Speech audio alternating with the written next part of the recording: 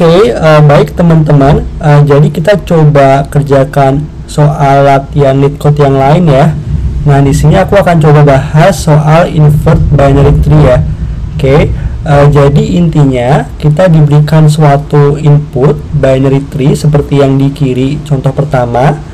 Nah, kita diminta untuk menghasilkan suatu output yang mana di per levelnya itu kalau dia ada lebih dari satu elemen itu kita balik teman-teman. Jadi kalau misalkan di level, anggaplah yang paling atas itu level 0, lalu setelah itu yang di bawahnya level 1 gitu ya.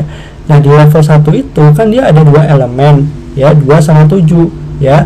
Nah, yang awal 2 di kiri itu kita balik, jadi sekarang 2 di kanan ya. Yang awalnya 7 di kanan kita balik 7 di kiri gitu ya.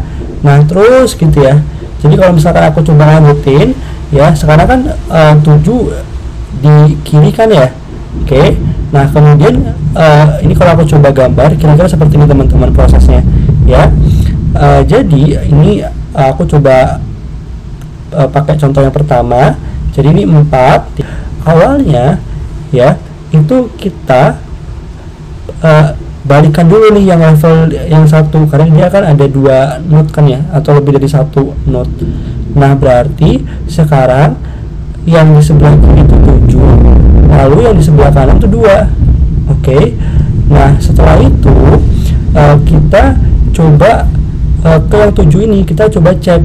Kan awalnya kan di sini ya, maaf, harusnya bukan di bawahnya 2 ya, tapi di bawahnya 7 itu kan dia 6 sama 9 ya enggak? Nah, karena dia ada lebih dari satu elemen ya, kita perlu mengembalikan itu kan ya. Jadi yang awalnya 6 di sebelah kirinya, sekarang 6 di sebelah kanannya. Yang awalnya 9 di sebelah kirinya, sekarang 9 di sebelah yang awalnya 9 di sebelah kanan, sekarang 9 di sebelah kiri gitu teman-teman ya. Jadi kita balik kayak gini. Begitupun juga dengan yang di bawahnya 2, karena awalnya dia kan ada 2 elemen nih, 1 di sebelah kiri.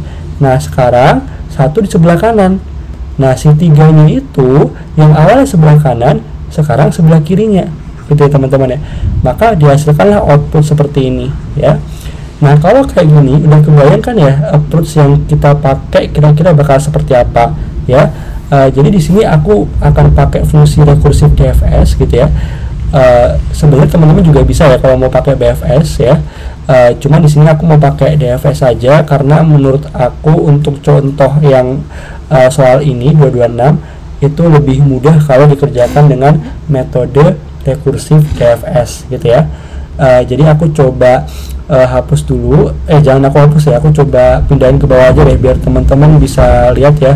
Nanti pas kita ngoding kalau ada yang sekiranya kurang jelas, aku akan coba coret-coret lagi ya, biar teman-teman bisa lebih ngerti gitu. Oh, maksudnya ngoding kayak gini tuh seperti apa sih gitu ya. Jadi yang paling penting adalah kita dapat intuisinya gitu ya. Nah, yang pertama itu adalah aku coba define si fungsi rekursif DFS-nya dulu ya.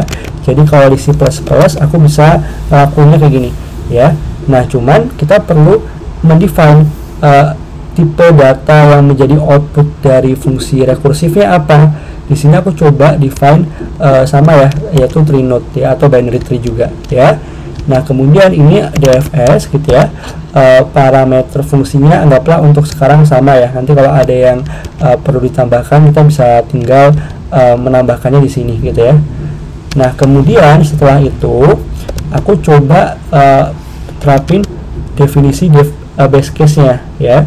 Jadi ingat ya, base case itu adalah ketika si fungsi rekursifnya itu stop untuk memanggil dirinya sendiri ya, atau dia kembali ke step sebelumnya ya. Nah, jadi kalau kayak gini, kalau dia rootnya itu nggak ada ya, maka aku tinggal return root aja gitu ya. Nah, ini base case kita. Ini root ya. Nah, kemudian setelah itu apalagi, nah ingat ya, kita perlu jadi yang aku bilang ini ya teman-teman ya. Jadi di tiap level itu kalau dia ada lebih dari satu elemen ya, kita akan istilahnya kembalikan ya, yang awalnya 2 itu di kiri gitu ya, kayak yang di ini. Nah, lalu kita pengen 2 nya sekarang di kanan ya. Begitupun yang 7 yang ini, yang 7 di kanan aku ingin pindahkan ke kiri. Oke. Nah, berarti nanti kita bisa bilang di codingan seperti ini, teman-teman. Nah, root right-nya itu kita pengen define sebagai root left-nya. Oke. Nah, kemudian root left-nya ya, itu kita bisa define sebagai root right-nya. Nah, cuman di sini harus hati-hati. Kenapa? Karena kalau kita define ini root right-nya, itu kan root right-nya sekarang root left, ya nggak?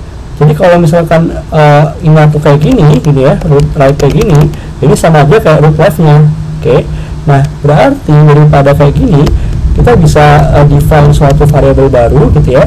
Anggaplah aku define seperti ini, jadi nama variabel temp, jangan lupa tipe datanya gitu ya, di node gitu. Oke. Nah, ini aku define sebagai root right ya. Oke. Nah, kemudian si root left-nya aku tinggal bilang seperti ini aja. Oke. Nah, setelah kita pindahkan level tersebut, kita kan mau rekursif ya, kita mau coba ke level yang di bawahnya ya. Berarti dfs root left gitu ya. Jadi aku mulai dari left dulu gitu ya, baru aku ke kanannya atau bagian bawah kanan ya. Nah, setelah itu kalau dia udah ekspor semua ya, kita tinggal return si rootnya aja. Oke. Nah, jadi yang dilakukan dari codingan yang kita lakukan, yang kita buat adalah ini aku coba hapus dulu ya. Aku hapus semuanya biar teman-teman bisa lebih clear lagi gitu ya kalau ngeliat coretan yang saya akan lakukan di sini. Nah, jadi misalkan aku pakai contoh yang pertama lagi ya. Jadi misalkan ini ada 4. Awalnya itu kan kita akan coba ke si bagian kirinya dulu kan ya. Oke, bagian kirinya itu kita akan pindahkan ke si bagian kanannya. Oke, jadi kayak gini kan ya. Nah, terus si yang bagian bawah kirinya itu akan kita define dengan bagian bawah kanannya. Jadi yang 7 di kanan sini kita akan pindahkan ke kirinya. Oke. Nah, tapi kan ini baru satu level, ya enggak? Kita mau di level berikutnya juga dilakukan hal yang sama, ya. Nah, lalu kita cek, tadi kan kita baru di 4 ya. Oke, lalu kita ke bagian bawah kirinya di 7. Oke, nah sekarang ingat ya, sekarang bagian bawah kirinya bukan lagi 2 tapi 7 karena nanti udah kita pindahkan. Oke. Nah, di 7 kita coba cek lagi. Kan awalnya kan dia bagian bawah kirinya kan 6 nih, ya kan, yang di sini di input ya. Nah, kita pindahkan 6 yang tadi di kiri sekarang di kanan. Oke. Nah, lalu 9 yang tadi di kanan sekarang di kiri gitu ya. Dan seterusnya gitu ya. Begitupun juga dengan yang 2 gitu ya. Oke, jadi yang awalnya 3 di kanan sekarang di kiri. Ya, yang awalnya 1 di kanan di kiri sekarang 1 di kanan gitu, teman-teman. Jadi inilah outputnya ya. Jadi kalau misalkan aku coba hapus gitu ya, kita coba panggil aja ya. Jadi kita udah define fungsi recursive dfs nya. Nah, sekarang kita tinggal return dfs dari si rootnya. Oke. Sampai sini paham ya. Jadi kalau aku coba run, apakah berhasil? Kita lihat bareng-bareng ya. Nah, berhasil ya teman-teman. Kita coba submit, apakah dia literally beneran accepted gitu ya, dan berhasil gitu ya, bahkan kita bisa beat 100%. Oke.